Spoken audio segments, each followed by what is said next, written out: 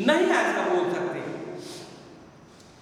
रवि रवि, लेकिन हम जब बोलते हैं नदी, दी दी दी दी दी दी दी दी, द पर जो है जोड़ के बोलना होता है। यदि हम इसी चीजों को धीमा बोल जाते हैं नदी, तो आप कहेंगे सर मुझे सुनाई नहीं पड़ा। इसलिए नहीं सुनाई पड़ा जी क्योंकि हमने उच्चारण जो किया वो गलत किया है। ठीक है, आगे बड़ी ई से अंत होने वाले शब्द, बड़ी ई से अंत होने वाले शब्द बड़ी ई का अंत कहलाते हैं। अब आते हैं छोटी ऊ। आपके यहां लिखा हुआ बोर्ड पर छोटी ऊ से अंत होने वाले शब्द छोटी ऊ का अंत कहलाते हैं। आप जब लिखते होंगे, जैसे मेरा ही नाम लिखिए, आप लिखा हुआ रहेगा सुधांशु, सुधांशु, सु ऐसे बोलते हैं आप कभी? सुधांशु।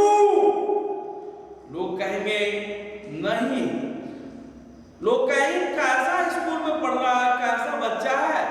तो हम लोग जब बोलते हैं तो हमारी आवाज से ही पता चल पाता है कि हमारी जो मुंह जो है एक दुकान है, और दुकान खुलते ही पता चलता है कि ये दुकान सोने की है या कोयले की है। हम कोई भी शब्दों को जब बोलते हैं तो बोलने के पहले हम उसे परख करके बोलते हैं। हम कभी नहीं बोलते अभी जैसे हमने उच्चारण किया, ऊपर में नाम मेरा लिखा हुआ है सुधांशु।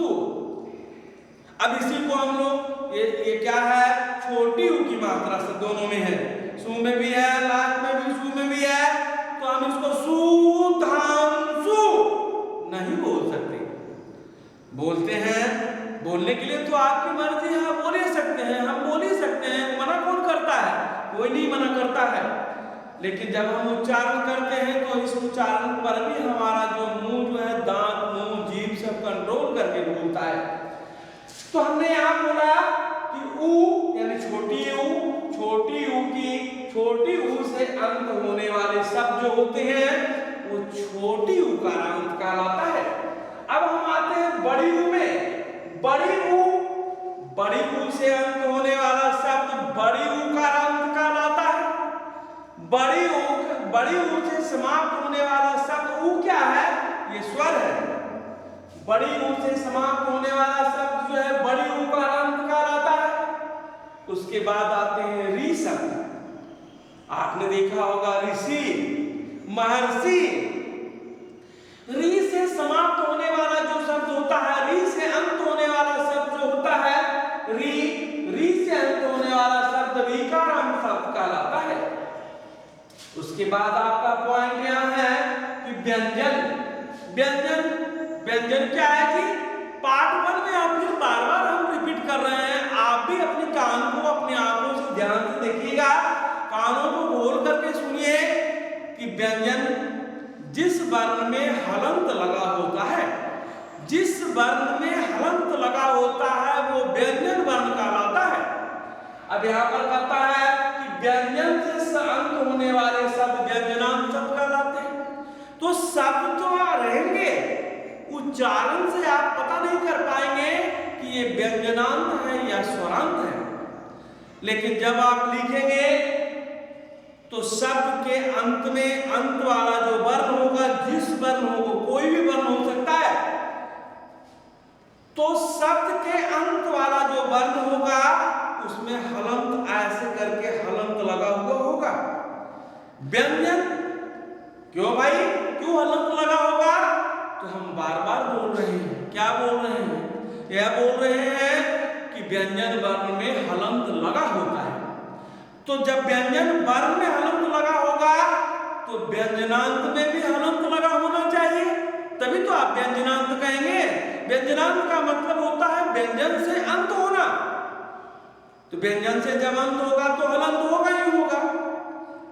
वैसे वर्ण, वैसे शब्द जिसका अंत व्यंजन से होता है, हलंत से होता है, उसे हम व्यंजनांत शब्द कहते हैं। अब यहाँ पर इस टॉपिक में देखेंगे, हमने लिखा कि अब सवाल उठता है कि क्यों कहलाता है व्यंजनांत और स्वरांत हम क्यों कहते हैं? भाई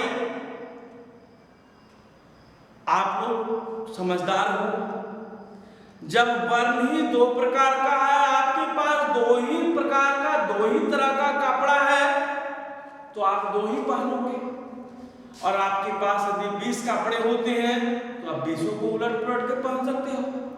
लेकिन जब वर्ण जो हमारा है दो ही है, स्वर और व्यंजन, तो शब्द भी दो ही प्रकार का होगा। दो ही है तो दो ही प्रकार का होना चाहिए, होता है। तो सवाल उठता है कि क्यों कहलाता है? तो आपने पार्ट 1 और पार्ट 2 में पढ़ा कि वर्ण जो है दो प्रकार का होता है। पहला क में क लिखा हुआ है स्वर वर्ण और ख व्यंजन वर्ण। स्वर वर्ण जो बिना किसी मदद या सहायता के बोला जाता है, वो किसी से हेल्प नहीं लेता। आपका होमवर्क मिला है मैथ में, संस्कृत में, इंग्लिश में, आप स्वतः काम कर रहे हो, यानी आप जीनियस हो, आप ब्रिलियंट हो, आप पढ़ने में थोड़ा ठीक हो, तेज हो जी। लेकिन बहुत सारे लोग ऐसा होता है कि वो दूसरों से मदद ले लेते हैं, वो लाचार है, उनको आता नहीं है, इसलिए वो नहीं अपना काम कर पाते हैं, प्रयास नहीं कर पाते। तो वहां पर और यहां पर अंतर होता है, क्योंकि इसमें दो तरह की कैटेगरी बांट रखा है, दो तरह के वर्गों में, क्लास में बांट रखा है। एक व्यंजन वर्ण की क्लास है और एक स्वर वर्ण की क्लास है।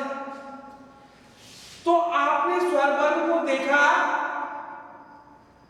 कि जब वर्ण हमारा दो प्रकार का होता है, स्वर वर्ण, वैसे वर्ण जिसका उच्चारण या जिसका उच्चारण जो किसी मदद या सहायता से बोला जाता है। व्यंजन वर्ण वैसे वर्ण जिसका उच्चारण स्वर की सहायता से होता है। जब वर्ण दो प्रकार के होते तो शब्द भी दो प्रकार का ही होगा।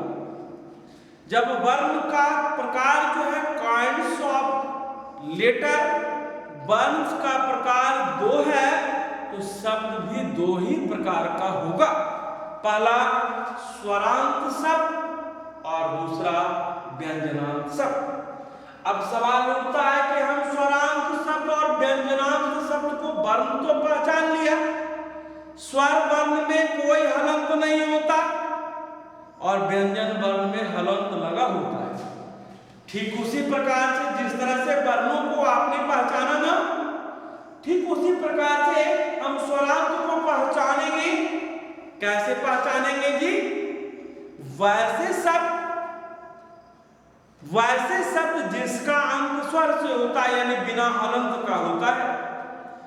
शब्द तो होता है लेकिन उसमें कोई हलंत लगा नहीं होता, वो स्वरांत शब्द कहलाता है। और व्यंजनांत शब्द की पहचान कैसे करेंगे? वैसे शब्द जिसका अंत व्यंजन से होता है, यानी हलंत से होता है, उसे हम व्यंजनांत शब्द कहते हैं। बच्चों, यदि किसी को कंफ्यूजन है तो आप कंफ्यूजन को फिर से दूर कर देते हैं पाठ 3 में फिर एक बार, क्योंकि आपकी जिम्मेदारी भी है कि आप पाठ को घर पर अच्छी तरह से पढ़ें। अकेला ये मुट्ठी जो हाथ में देखा आपने 5 उंगलियां हैं, और 5 उंगलियों को जब तक आप बंद नहीं करते हैं वो मुट्ठी नहीं कहलाएगा। यदि किसी व्यक्ति का 2 उंगली नहीं है, कट गया है या नहीं है, वो मुट्ठी बेचारा नहीं बांध सकता। तो हमें आगे पाठ को याद करने के लिए, पढ़ने के लिए सारे लोगों की आवश्यकता होती है। समय भी होना चाहिए, समय आपके पास है, आप में लगन जिज्ञासा होनी चाहिए, प्रश्नों को पूछने का, जहां पर आपको समझ में नहीं आती है बात वहां पर पूछने का मौलिक अधिकार भी होना चाहिए। ऐसा नहीं है कि हमने